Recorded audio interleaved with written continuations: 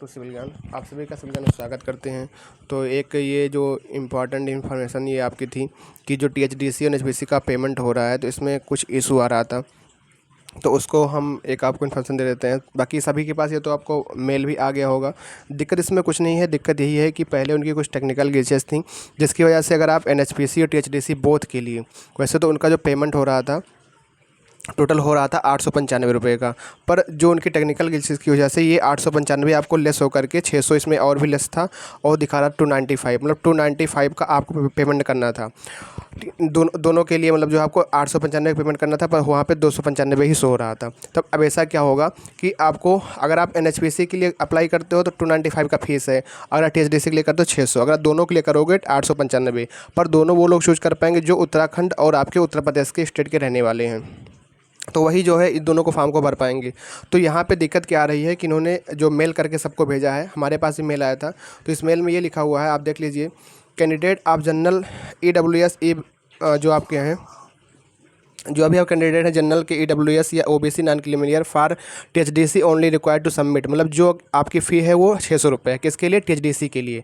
अगर आप non creamy layer general के हैं, EWS के OBC के हैं, तो आपको एनएचपीसी अगर अप्लाई कर रहे हैं तो आपको 295 रुपये पड़ रहा है।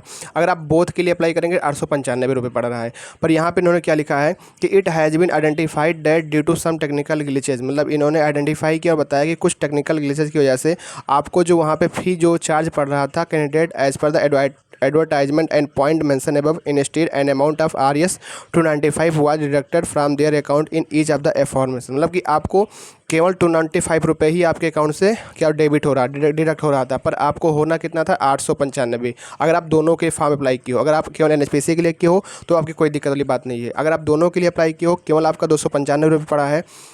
तो आगे उन्होंने क्या दिया है कि in all the case payment option for the remaining fee will be made available within a couple of days and candidate will be notified by email and SMS to complete the payment. We kindly request all these candidate to submit the outstanding fee promptly upon receiving the notification to prevent any potential rejection of the application during the security process.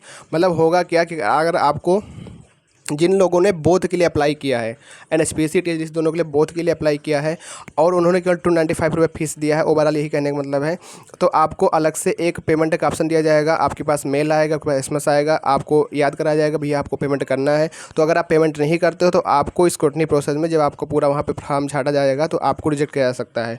तो अगर आप लोग दोनों के लिए apply करना चाहते हो तो आपको भैया 600 रुपये और पेड करना पड़ेगा, खासकर उत्तराखंड और उत्तर प्रदेश के जो स्टेट के कैंडिडेट हैं उनके लिए। तो ये आपको इन्फॉर्मेशन देनी थी।